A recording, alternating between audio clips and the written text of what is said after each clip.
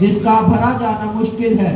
उन्होंने सांप्रदायिक ताकतों के खिलाफ डटकर मुकाबला किया। जिस तरह उन्होंने हिंदू मुस्लिम भाईचारे को आगे बढ़ाया, हमें उनसे सीखना चाहिए। उनका राजनीति में आना राजनीति के प्रति विश्वास को दर्शाता है। उनका निधन हमारे लिए एक अपूरणीय क्षति है। मैं अपनी और अपने दल की ओर से दिवंगत आत्मा की शांति की प्रार्थना करता हूँ और शोक संतप्त परिवार के प्रति अपनी हार्दिक संवेदना व्यक्त करता हूँ। सभी सदस्यगण अपना गहरा शोक प्रकट करने के लिए कुछ क्षण के लिए मौन धारण करेंगे।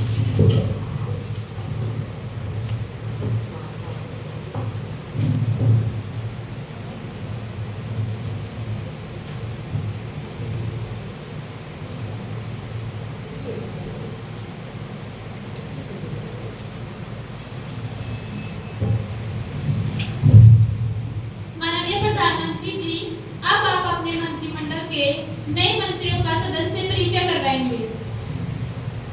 माननीय महोदया, मैं आपके माध्यम से मंत्रिमंडल में शामिल नए मंत्रियों का परिचय सदन से करवाना चाहूंगा।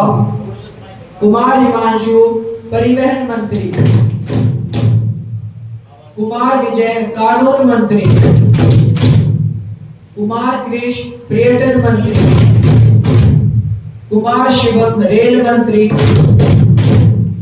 कुमारी भारती, कृषि मंत्री। माननीय सभासदों, मुझे आपको यह सूचना देते हुए अपार हर्ष हो रहा है कि हमारे पड़ोसी मित्र बांग्लादेश के मुख्य सलाहकार मोहम्मद यूनिस एक शिष्टमंडल के साथ हमारे बीच पधारे हैं।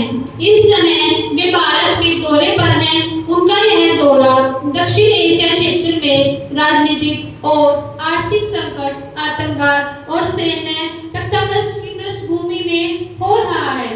भारत और बांग्लादेश के बीच अर्थनीतिक, राजनीतिक, इतिहास और धर्म आदि में काफी समानताएं हैं। दोनों देशों के बीच पुराने दोस्ताना संबंध हैं। हम इन संबंधों को तरोताजा कर रहे हैं और आगे भी हम सहयोगी बनकर कार्य करते रहेंगे। मैं सदन की ओर से इनका हार्दिक स्वागत करती हूँ।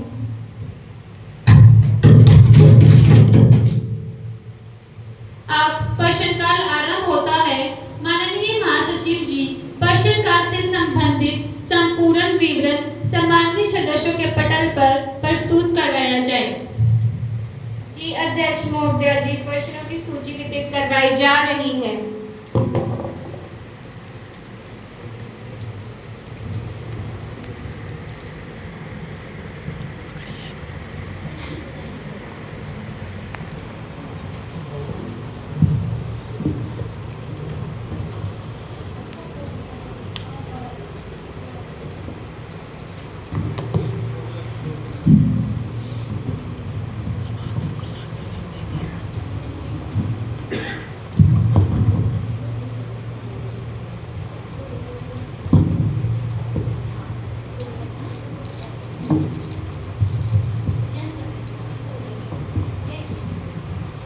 प्रश्न संख्या 101, कुमारी दिशा, अपना प्रश्न रखें। मैं चंद पंक्तियों से अपनी बात शुरू करूं। वारे जमाने फितरत तेरी कमाल है, बढ़ती महंगाई का ना कोई ख्याल है। सुबह शाम तक पसीना बहाता है, सुबह शाम तक पसीना बहाता है, उस मजदूर की मजदूरी पर सवाल है। माननीय अध्यक्ष महोदया जी, मैं यही कहना चाहती हूँ कि हमारी सभी चीज़ें महंगी हैं, जैसे दूध, दही, आटा, एलपीजी सिलेंडर, पेट्रोल आदि। कभी कभी कुछ वस्तुएं तो बाजार से ही गायब हो जाती हैं। जब लोग अपनी तनख्वाह में सरकार से वृद्धि की मांग करते हैं तो सरकार के पास इसका कोई जवाब नहीं होता, क्योंकि देश के पास धन ही नहीं है। सिक्के की कीमत घटती जा रही है और महंगाई बढ़ती जा रही है। महंगाई का इस प्रकार से बढ़ना हर किसी को चिंता में डाल रहा है। देश में बढ़ती महंगाई गरीब लोगों के लिए समस्या पैदा कर रही है। तो मैं माननीय वित्त मंत्री जी से यही पूछना चाहती हूँ कि इन आसमान छूती कीमतों के पीछे क्या कारण है और सरकार इसके निवारण के लिए क्या कर रही है। माननीय वित्त मंत्री जी। माननीय अध्यक्ष महोदय, चाहती हूँ कि सरकार इस मुद्दे पर बेहद गंभीर है और कीमतों पर लगाम लगाने के लिए कड़े कदम उठाए जा रहे हैं। परंतु महंगाई केवल भारत की ही समस्या नहीं है। इस समय पूरा विश्व महंगाई से जूझ रहा है और पूरे विश्व के मुकाबले भारत बेहतर स्थिति में है। महामारी और युद्ध के घिरे होने के बावजूद भी सरकार की यह कोशिश रही है कि महंगाई दर को 7% से रखा जाए और सरकार इसमें कामयाब भी रही है। रूस यूक्रेन में चल रहे युद्ध के कारण अंतर्राष्ट्रीय बाजार में रोजमर्रा की सभी चीजों के दाम काफी बढ़ गए हैं, जिसके कारण कंपनियों का घाटा भी बहुत अधिक बढ़ गया है और इस घाटे को कम करने के लिए मूल्य वृद्धि की गई है और सरकार आर्थिक प्रयासों द्वारा बढ़ती महंगाई को रोकने की चाहत से आगे बढ़ रही है। अब मैं विपक्षी सांसद से यही कहना चाहूंगी कि परिंदों ने एक उड़ान भरी है, पंखों का इम्तिहान बाकी है, जीती है चंद बाजियां अभी तो सारा आसमान बाकी है, अभी तो सारा आसमान बाकी है। कोई पूरक प्रश्न? माननीय अध्यक्ष महोदया जी, मैं माननीय वित्त मंत्री जी से यह पूछना चाहता हूँ कि क्या इस मूल्य वृद्धि से हमारी अर्थव्यवस्था बुरी तरह प्रभावित हुई है अथवा नहीं? मंत्री महोदया स्पष्ट करें। माननीय वित्त मंत्री जी। माननीय महोदया जी, पता नहीं मेरे विपक्षी साथी मुझसे क्या स्पष्ट करवाना चाहते हैं। मैं पहले ही आपके माध्यम से बता चुकी हूँ कि वैश्विक एजेंसियों के अनुसार तमाम ग्लोबल चिंताओं के बावजूद भी भारत सबसे तेजी से बढ़ती अर्थव्यवस्था बना हुआ है। अर्थव्यवस्था के मोर्चे पर भारत को बड़ी सफलता मिली है। ब्रिटेन को पछाड़कर भारत 2024 और 25 में अब दुनिया की 5वीं से चौथी बड़ी अर्थव्यवस्था बन गया है। यह गणना अमेरिकी डॉलर के आधार पर की गई है।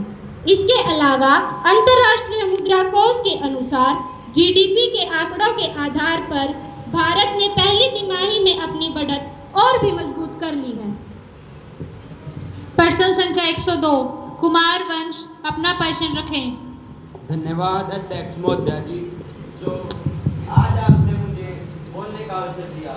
मैं आपके माध्यम से माननीय गृह मंत्री जी से 22 अप्रैल 2025 को हुए जम्मू कश्मीर के पहलगाम में हुए आतंकी हमले के बारे में जानकारी प्राप्त करना चाहता हूँ कि इस हमले में 26 लोग मारे गए।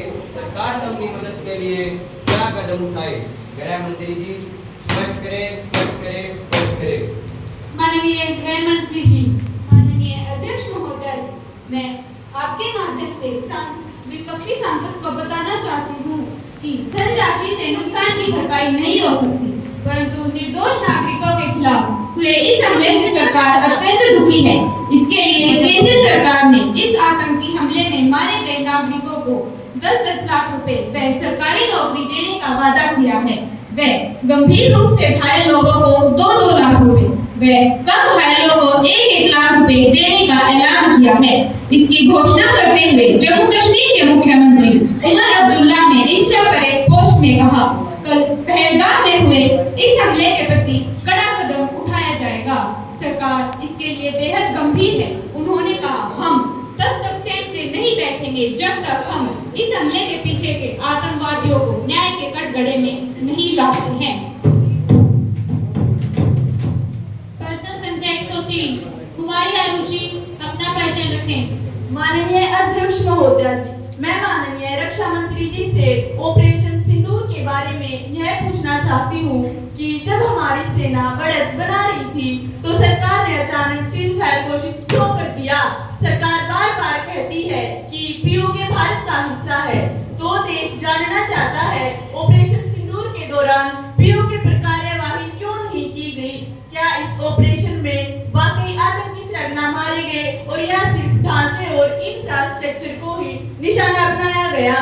क्या इस ऑपरेशन में नागरिक हताहत हुए और यदि हुए तो उनकी जिम्मेदारी कौन लेगा? रक्षा मंत्री जी स्पष्ट करें। माननीय रक्षा मंत्री जी। माननीय अध्यक्ष महोदय जी, सरकार से सवाल पूछना विपक्ष का काम है। हमारे विपक्षी सदस्य पूछते रहे कि हमारे कितने सैनिक मार गिराए गए, लेकिन उन्होंने कभी भी ये नहीं पूछा कि हमारी सेना ने कितने पाकिस्तानी सैनिक मार गिराए। माननीय अध्यक्ष महोदय, किसी भी परीक्षा में परिणाम मायने रखता है। अगर कोई बच्चा परीक्षा में अधिक अंक लाता है तो हमें उसके अंकों पर ध्यान देना चाहिए, न कि इस बात पर कि उसकी पेंसिल टूट गई या परीक्षा के दौरान उसका पेन खो गया। अंततः परिणाम मायने रखता है और नतीजा यह है कि हमारी सेना ने ऑपरेशन सिंदूर के दौरान निर्धारित सभी लक्ष्य हासिल कर लिए। इस प्रकार ऑपरेशन सिंदूर का उद्देश्य वर्षों से पाकिस्तान द्वारा उगाई जा रही आतंक की नर्सरियों को नष्ट करना था और पहलगाम आतंकी हमले में अपने प्रियजनों को खोने वाले परिवारों को न्याय दिलाना था। प्रश्न संख्या 104 कुमार रजत अपना प्रश्न रखें। माननीय अध्यक्ष महोदया जी, पड़ोसी देश श्रीलंका पिछले कुछ समय से गंभीर आर्थिक संकट से जूझ रहा था। वहां का विदेशी मुद्रा भंडार लगभग समाप्त हो चुका था और श्रीलंका भारी भरकम कर्ज के तले दब गया था, जिसके चलते सभी जरूरी चीजों के दाम आसमान छू रहे थे। आलम यह है कि केवल एक कप चाय के लिए लोगों को 100 रुपए देने पड़ रहे थे। तो मैं माननीय विदेश मंत्री जी से यह पूछना चाहूंगा कि ऐसी स्थिति में जब वहां की जनता त्राही त्राही कर रही थी, तब भारत सरकार ने श्रीलंका की सहायता के लिए क्या कदम उठाए हैं? माननीय विदेश मंत्री जी। माननीय अध्यक्ष महोदया जी, मैं आपके माध्यम से अपने विपक्षी साथी को यह बताना चाहती हूँ कि भारत ने सदैव अपने पड़ोसी देशों की सहायता के लिए कदम आगे बढ़ाया है और श्रीलंका भी इससे अछूता नहीं है। घोर आर्थिक संकट का सामना कर रहे श्रीलंका के लिए भारत सबसे मददगार देश साबित हुआ है। अपनी पड़ोसी पहल नीति के तहत सरकार अपने सभी पड़ोसियों के साथ मैत्रीपूर्ण संबंध बनाने के लिए प्रतिबद्ध है। इस नीति के तहत भारत श्रीलंका की आर्थिक सहायता करना जारी रखता है और चुनौतियों पर काबू पाने में उसका समर्थन करता है। भारत ने श्रीलंका को भारत से ईंधन आयात करने के लिए 500 मिलियन अमेरिकी डॉलर की ऋण सहायता प्रदान की। इसके अलावा सरकार ने भारत से भोजन, दवाइयाँ और अन्य वस्तु की खरीद के लिए भी ऋण सुविधा प्रदान की। इसके अतिरिक्त लगभग 6 करोड़ रुपए की आवश्यक दवाइयाँ उपहार में देकर मानवीय सहायता भी प्रदान की गई। प्रश्न संख्या 105 कुमारी वर्षा अपना प्रश्न रखें। माननीय अध्यक्ष महोदया जी, भारत एक कृषि प्रधान देश है। किसान दिन रात मेहनत करके अनाज उगाता है ताकि पूरे देश का पेट भरा जा सके। फिर भी हमारे देश में किसानों की स्थिति अच्छी नहीं है। उन्हें न जाने कितनी ही समस्याओं से जूझना पड़ता है। उनकी सबसे बड़ी समस्या तो यह है कि उन्हें अपनी फसल का सही मूल्य ही नहीं मिलता। दूसरा, ग्रामीण इलाकों में अच्छे भंडारण की कमी है। ऐसे में किसानों पर जल्द से जल्द फसल का सौदा करने का दबाव होता है। कई बार तो किसानों को औने कोने दामों में फसल का सौदा करना पड़ता है। सरकार अभी तक इस समस्या का कोई उचित उपाय नहीं खोज पाई है। माननीय महोदया, मैं माननीय कृषि मंत्री जी से यह पूछना चाहूंगी, आखिर ऐसा क्यों हो रहा है और सरकार इसके निवारण के लिए क्या कर रही है? माननीय कृषि मंत्री जी। माननीय अध्यक्ष महोदया जी, मैं आपके माध्यम से मेरे विपक्षी साथी को यह बताना चाहती हूँ कि किसानों की इस दयनीय दशा से सरकार भली भांति अवगत है और सरकार ने इसके लिए बहुत से कदम भी उठाए हैं। सरकार ने इस वर्ष के अंत तक किसानों की आय को 2 गुना करने का लक्ष्य रखा है। इनाम के द्वारा सभी कृषि बाजारों को आपस में जोड़ दिया गया है। सभी फसलों का समर्थन मूल्य भी बहुत बढ़ा दिया गया है, खासतौर पर दालों का। इसके साथ ही सरकार कृषि ऋण को माफ करने की दिशा में भी कदम उठा रही है। प्रश्न संख्या 106 कुमार वंश अपना प्रश्न रखें। माननीय अध्यक्ष महोदया जी, भारतीय रेल एशिया का दूसरा बड़ा रेलवे नेटवर्क है, लेकिन धीरे धीरे इस रेलवे नेटवर्क को निजी हाथों में सौंपे जाने की तैयारी चल रही है। अभी कुछ समय पहले ही 23 रेलवे स्टेशनों को निजी नीलामी के माध्यम के तहत निजी कंपनियों को दे दिया गया। भोपाल में स्थित हबीबगंज रेलवे स्टेशन को पूरी तरह से निजी कंपनियों को दे दिया गया। भारतीय रेलवे की पार्सल सेवा को ई-कॉमर्स अमेजन इंडिया के हाथों में सौंपा जा रहा है। 55 वर्ष की उम्र पूरी करने वाले रेलवे कर्मचारियों को जबरदस्ती रिटायरमेंट दी जा रही है।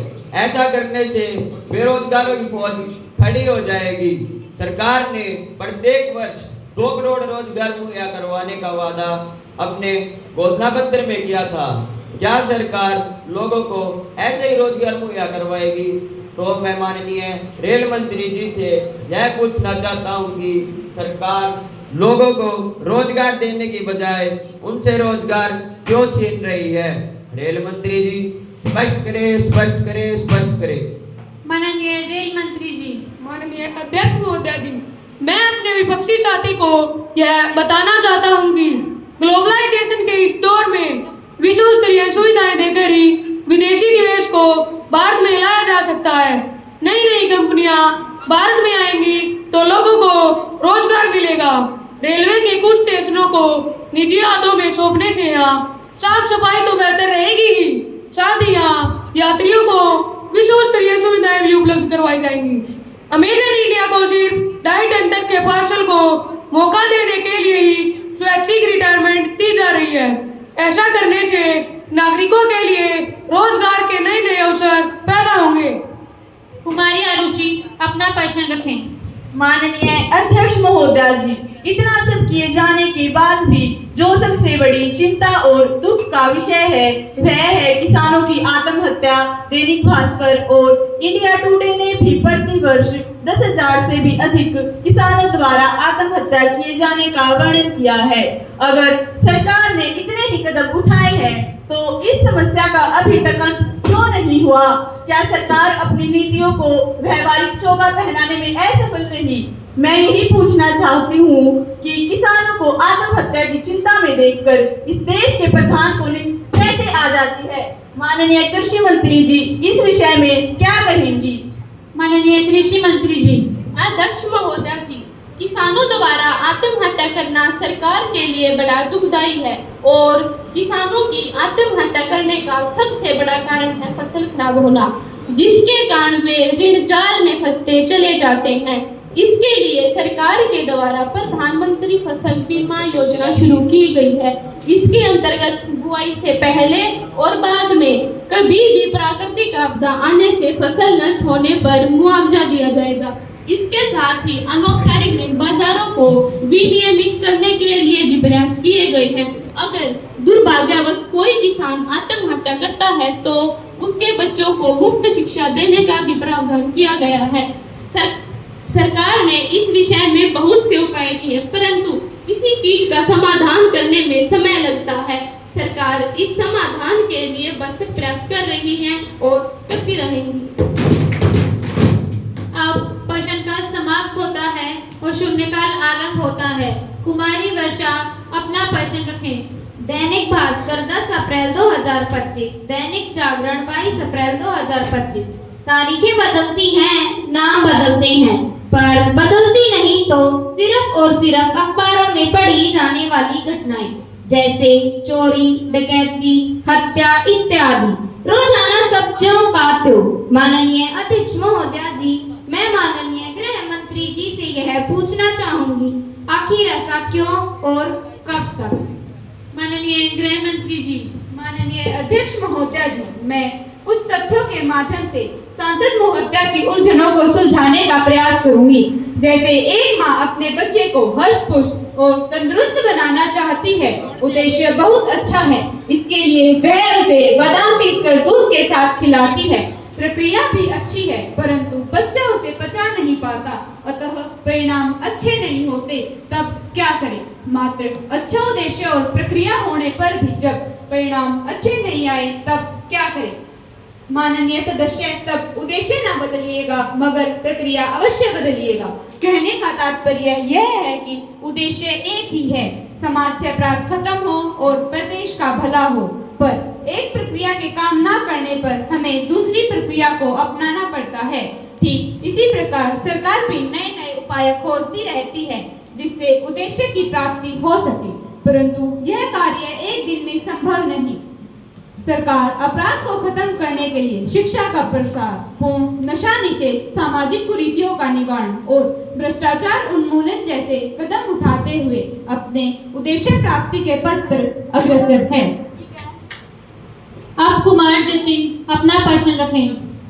माननीय अध्यक्ष महोदया जी, महिला एवं बाल विकास मंत्रालय के अनुसार वित्त वर्ष 2014-15 से वित्त वर्ष 2024-25 तक प्रधानमंत्री जी की बेटी बचाओ बेटी पढ़ाओ योजना के लिए 740.18 करोड़ रुपए खर्च किए गए, जो कुल आय का 54% है। 54% एक बहुत बड़ा आंकड़ा है। इस आंकड़े को यदि महिलाओं की शिक्षा और स्वास्थ्य जैसे क्षेत्रों पर लगाया जाता तो इस विषय को अत्यंत सफलता प्राप्त होती। तो मैं माननीय महिला एवं बाल विकास मंत्री जी से यह पूछना चाहता हूं कि वे इस विषय में क्या कहना चाहेंगी। माननीय महिला एवं बाल विकास मंत्री जी। माननीय अध्यक्ष महोदया जी, मैं इस कदम के पीछे के उद्देश्य को स्पष्ट करते हुए यही कहना चाहूंगी कि बेटी बचाओ बेटी पढ़ाओ को बालिकाओं के मूल्यांकन की दिशा में समाज में एक व्यवहारिक बदलाव लाने के लिए डिजाइन किया गया है। इसलिए योजना जागरूकता और परिवर्तन पैदा करने के लिए प्रारंभिक चरणों में मीडिया की वकालत पर खर्च अधिक था। इन मीडिया अभियानों के परिणाम के रूप में यह टैगलाइन इतनी लोकप्रिय हो गई है कि इसे निजी वाहनों पर भी जगह मिल गई है और यह चर्चा का विषय भी बन गई है। माननीय अध्यक्ष महोदया जी, केवल टैगलाइन लोकप्रिय होने से इस योजना का उद्देश्य तो प्राप्त नहीं किया जा सकता। वास्तविक उद्देश्य तभी पूर्ण हो सकता है जब लोग इसे अमल में लाएंगे। कथनी और करनी में बहुत अंतर होता है। तो अध्यक्ष महोदया जी, इस पर महिला एवं बाल विकास मंत्री क्या कहेंगी? माननीय महिला एवं बाल विकास मंत्री जी। अध्यक्ष महोदया जी, जैसे कि एक पुरानी कहावत है कि एक झूठ को अगर 100 बार बोला जाए तो वह भी सच लगने लगता है। जहां एक ओर यह कहावत नकारात्मक पहलू दर्शाती है, वहीं दूसरी ओर यह भी दर्शाती है कि किसी चीज का बार बार दोहराव हमारे मन मस्तिष्क पर गहरा प्रभाव डालता है। इस प्रकार जब हमारी इस योजना के बारे में लोग बार बार जिक्र करेंगे तो यह उनके अंदर इस योजना को सफल बनाने की चाहत भी लाएगी। अब कुमार कार्तिक विशेष अधिकार हनन प्रस्ताव पेश करेंगे।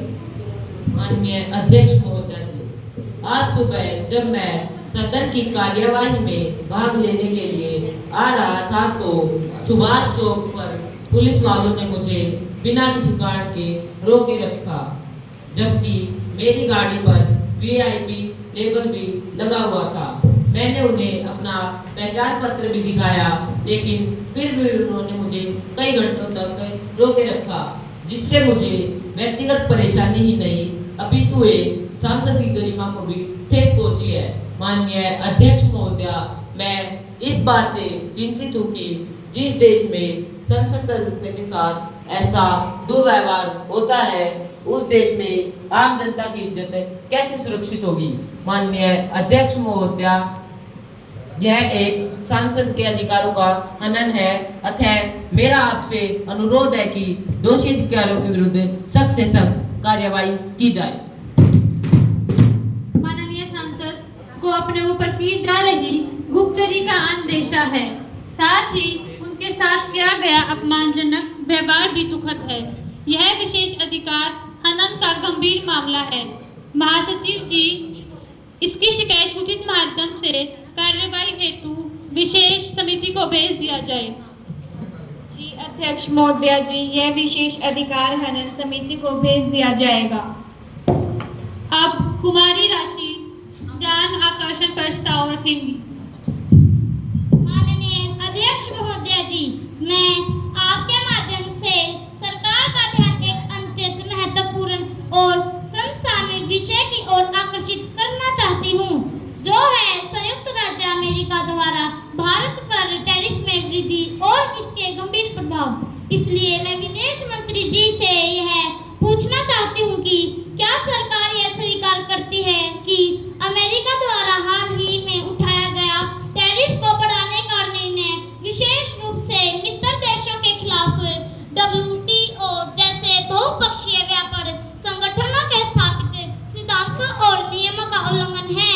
यदि हाँ, तो भारत सरकार ने अब तक इस विषय पर कौन-कौन से औपचारिक आपत्ति पत्र या कूटनीतिक कदम उठाए गए हैं? माननीय विदेश मंत्री जी। माननीय अध्यक्ष महोदया जी, जी हाँ, सरकार इस बात से सहमत है कि अमेरिका द्वारा उठाया गया यह कदम अंतर्राष्ट्रीय व्यापार नियमों के विरुद्ध है। भारत ने इस विषय पर विश्व व्यापार संगठन में अपनी आपत्ति दर्ज की है और अमेरिका के समकक्ष अधिकारियों से उच्च स्तरीय द्विपक्षीय बातचीत की पहल भी की गई है, ताकि इस मुद्दे का समाधान शांति और संतुलन के साथ निकाला जा सके। कुमार तुषार, अपना प्रश्न रखें। माननीय अध्यक्ष महोदया जी, अमेरिका द्वारा टैरिफ बढ़ाए जाने से भारत के निर्यात पर जो प्रभाव पड़ा है वह न केवल आर्थिक दृष्टिकोण से चिंता का विषय है, बल्कि यह रोजगार और उत्पादन पर भी सीधा असर डाल रहा है। ऐसे में मैं सरकार से यह जानना चाहता हूं कि किन किन विशिष्ट औद्योगिक क्षेत्रों पर इस निर्णय का सबसे अधिक प्रतिकूल प्रभाव पड़ा है और क्या सरकार ने इन क्षेत्रों की सहायता के लिए कोई ठोस रणनीति तैयार की है? माननीय विदेश मंत्री जी। यह सही है कि अमेरिका द्वारा वृद्धि का सबसे अधिक असर स्टील, एल्युमिनियम, वस्त्र उद्योग और IT सेवाओं पर पड़ा है। सरकार ने इन क्षेत्रों के लिए निर्यात, ऋण में रियायत, उत्पादकता आधारित प्रोत्साहन योजना और MSME समर्थन योजनाओं के माध्यम से राहत प्रदान करने के उपाय किए हैं। अब सभा पटल पर आवश्यक दस्तावेज रखे जाएंगे। माननीय इस्पात मंत्री जी। Honorable Speaker Ma'am, I beg to lay on the table a copy of memorandum of understanding between the Macon Limited and the Ministry of Steel for the year 2024-25 in both Hindi and English version.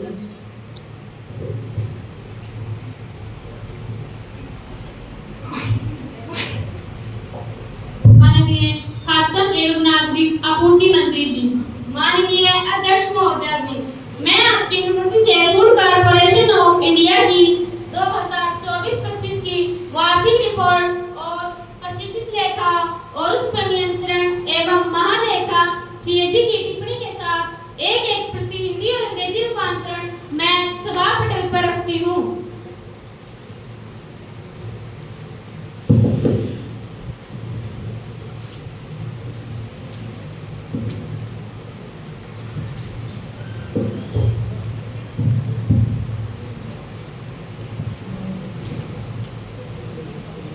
अब कुमारी दिशा काम को प्रस्ताव रखेंगी।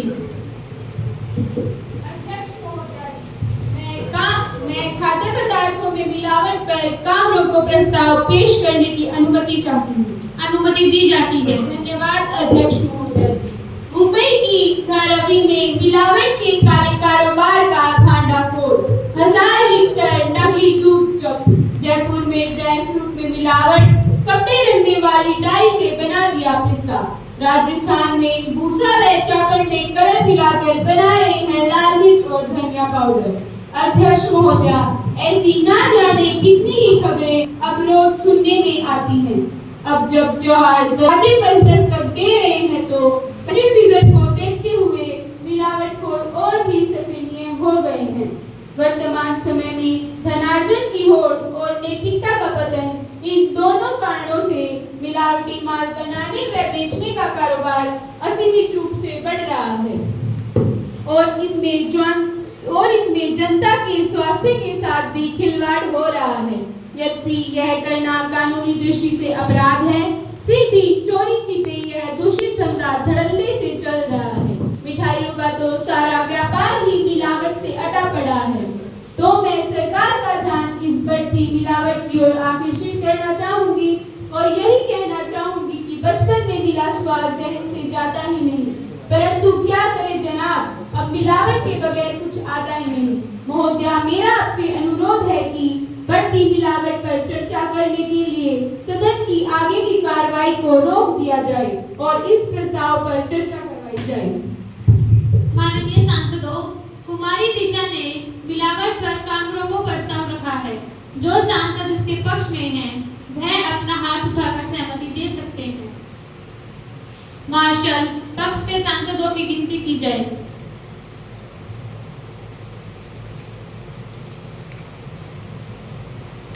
जो इसके विपक्ष में हैं, कृपया वह भी अपना हाथ उठाएं। मार्शल, विपक्ष के सांसदों की गिनती की जाए।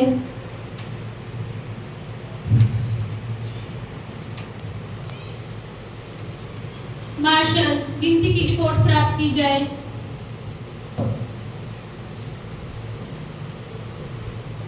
प्रस्ताव के पक्ष में 10 और विपक्ष में 40 सदस्य हैं। मैं समझती हूँ ना वालों का बहुमत है, ना वालों का बहुमत है, ना वालों का बहुमत है। अतः प्रस्ताव को रद्द किया जाता है। अध्यक्ष महोदया जी, सरकार बहुमत के दम पर बहस करने से बच रही है। बहस न करवाकर सरकार अपनी नाकामयाबी को ढकना चाहती है। सभी सदस्य संसद की गरिमा बनाए रखें और अपना स्थान ग्रहण करें। माननीय अध्यक्ष महोदया, सरकार इस मुद्दे पर बेहद गंभीर है। स्वास्थ्य विभाग की ओर से मिलावटखोरी पर अंकुश लगाने के लिए सैंपल लेने का अभियान भी चलाया गया है। केंद्र सरकार ने food safety and standard regulation के तहत सभी दुकानदारों में पंजीकरण अनिवार्य कर दिया गया है। इसके अलावा ग्राहकों को भी किसी भी दुकान से खाद्य सामग्री खरीदने के साथ उसकी शुद्धता का जांच कराने का अधिकार भी दिया हुआ है। मिलावट को रोकने के लिए सरकार द्वारा बेहतर से बेहतर कदम उठाए गए हैं। अतः इसके लिए सदन को काम रोकने की आवश्यकता नहीं है। अब विधायी कार्य शुरू होता है। माननीय ऊर्जा मंत्री जी विधेयक का पुनर्स्थापन करेंगी। माननीय अध्यक्ष महोदया जी, मैं ऊर्जा संरक्षण अधिनियम 2001 में संशोधन के लिए विधेयक पुनर्स्थापन करने की अनुमति चाहती हूँ। प्रश्न है, क्या ऊर्जा संरक्षण अधिनियम 2001 में संशोधन के लिए विधेयक पुनर्स्थापन करने की अनुमति प्रदान की जाए? जो इसके पक्ष में है, कृपया अपना हाथ उठाएं। मार्शल, पक्ष के सांसदों की गिनती की जाए।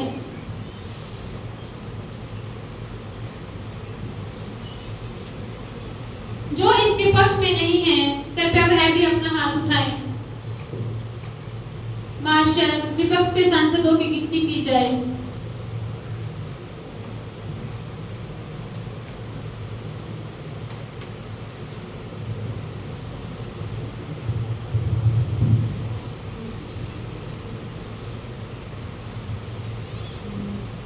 प्रस्ताव के पक्ष में 40 और विपक्ष में 10 सदस्य हैं। मैं समझती हूँ हाँ वालों का बहुमत है, हाँ वालों का बहुमत है, हाँ वालों का बहुमत है। अतः ऊर्जा संरक्षण अधिनियम 2001 में संशोधन के लिए विधेयक पुनर्स्थापन करने की अनुमति दी जाती है। विधेयक का दूसरा वाचन शुरू होता है। धन्यवाद अध्यक्ष महोदया जी। ऊर्जा का संरक्षण मानव अस्तित्व का एक अनिवार्य पहलू है। हमारे पास पृथ्वी पर ऊर्जा की सीमित आपूर्तियां हैं और इसे पुनर्जीवित करने में एक लंबा समय लगता है। अतः हमारी भावी पीढ़ियों को इसे उपलब्ध करवाने के लिए हमें ऊर्जा का संरक्षण करना अत्यंत आवश्यक है।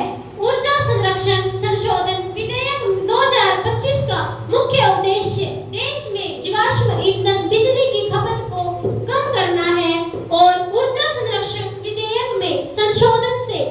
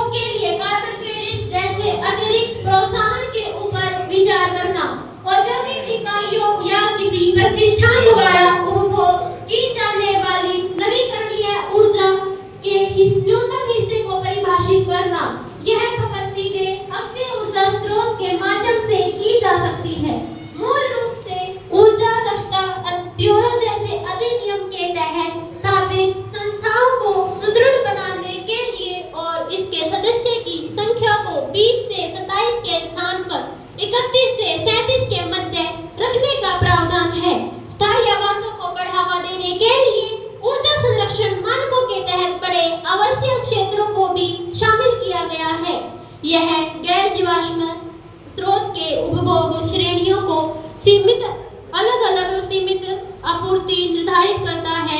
नामित उपभोक्ता है जैसे इस्पात, खनन, कपड़ा, सीमेंट, रसायन और पेट्रोकेमिकल संबंधी उद्योग, रेलवे सहित परिवहन क्षेत्र और व्यवसायिक इमारतें।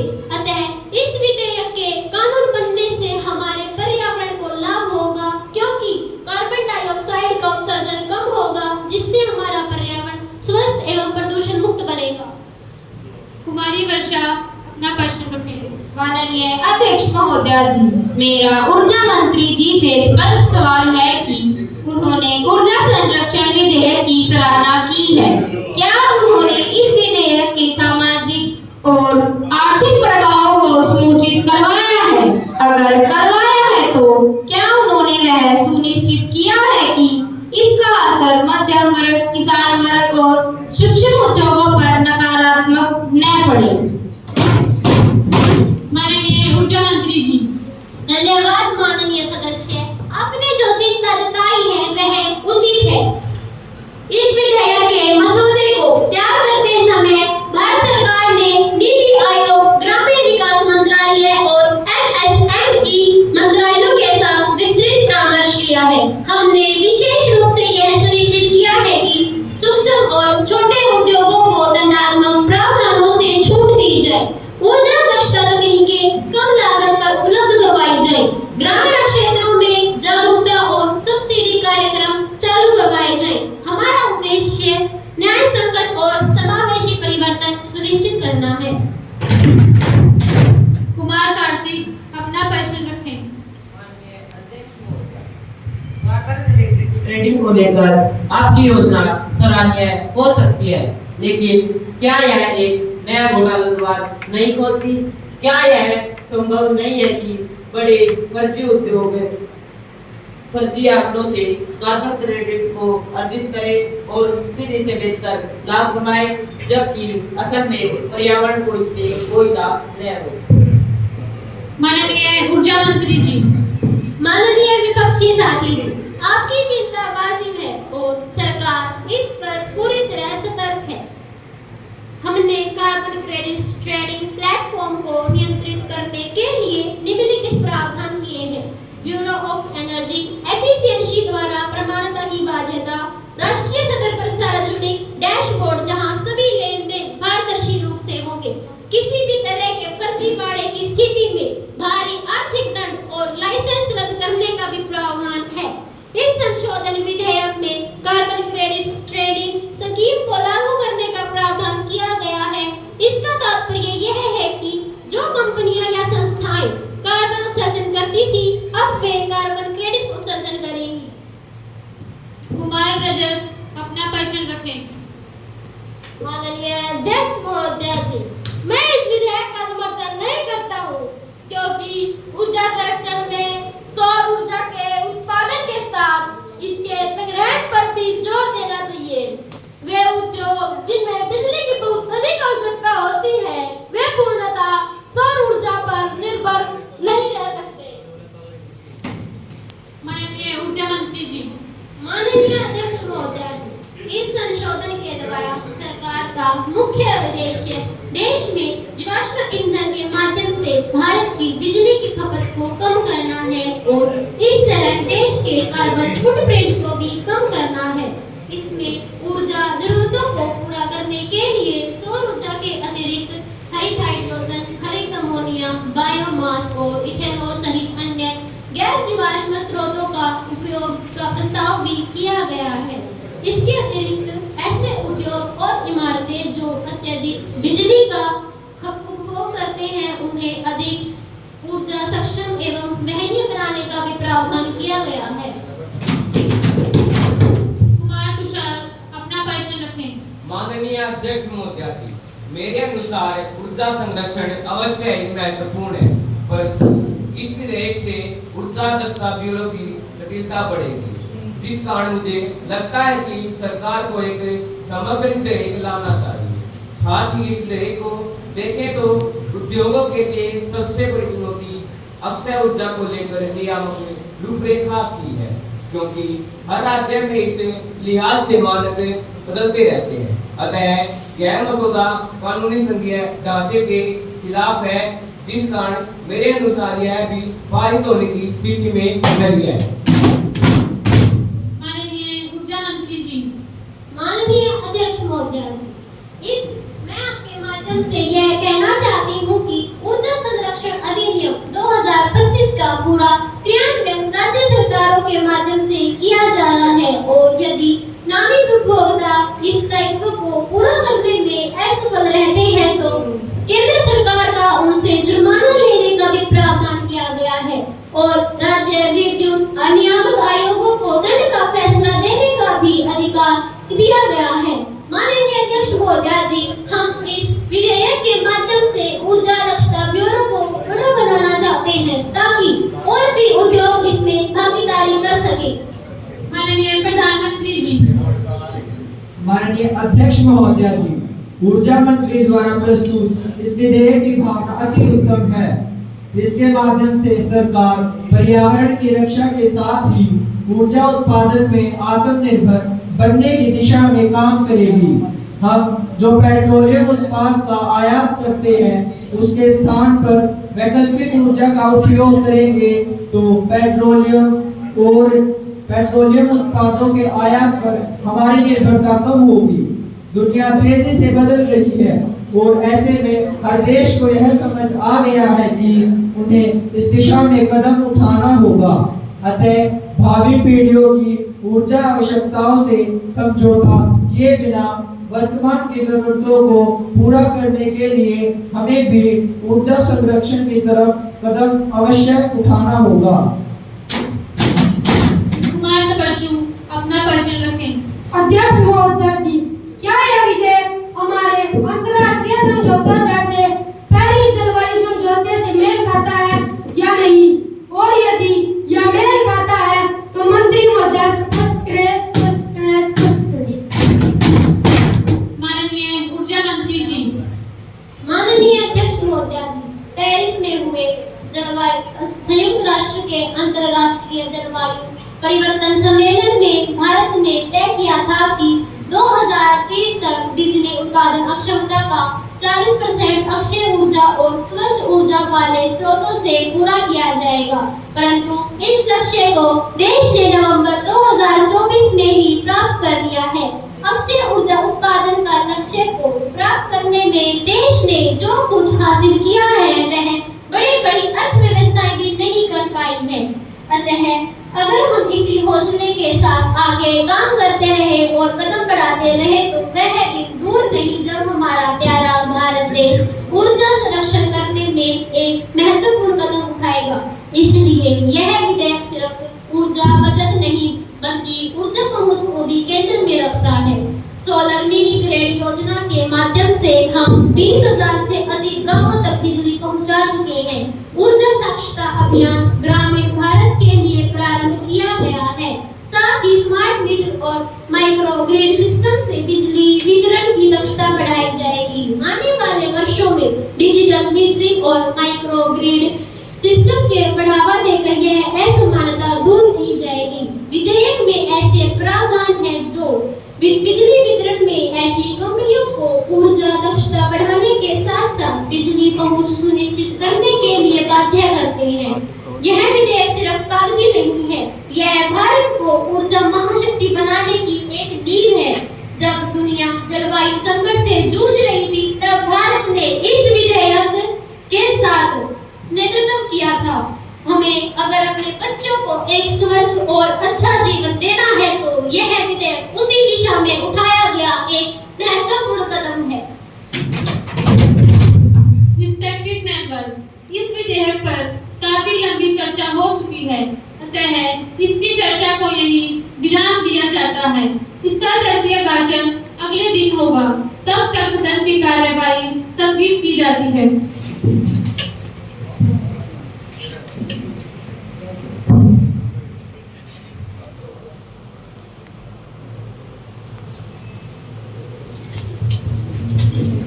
आज 29 अगस्त 2025 को ऊर्जा संरक्षण 2024 संशोधन बिल का तृतीय वाचन आरंभ होता है। मैं आप सभी का सदन में पहुंचने पर हार्दिक स्वागत करती हूँ। कुमारी राशि अपना प्रश्न रखें।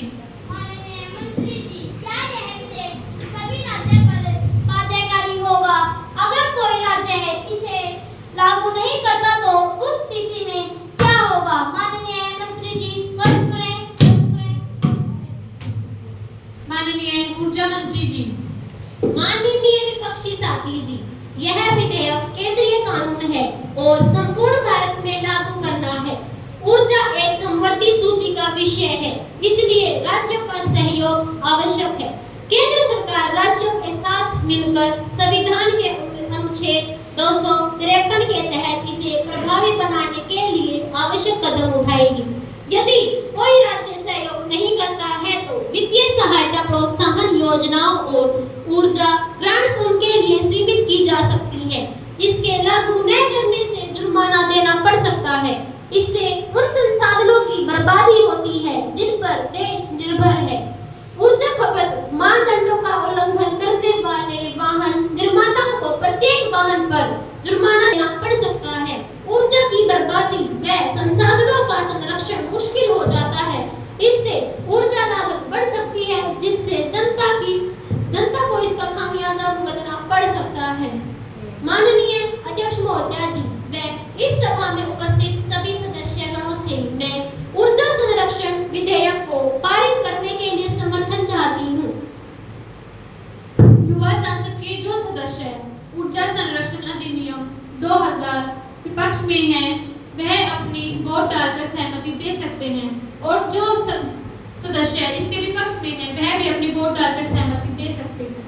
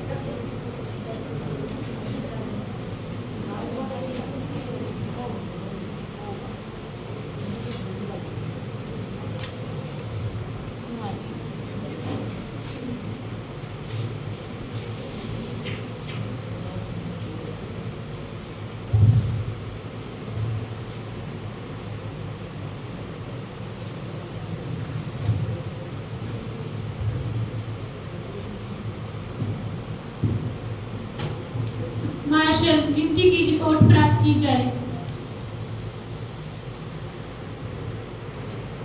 विधेयक के पक्ष में 35 और विपक्ष में 15 सदस्य हैं। मैं समझती हूँ हाँ वालों का बहुमत है, हाँ वालों का बहुमत है, हाँ वालों का बहुमत है। अतः विधेयक पारित किया जाता है।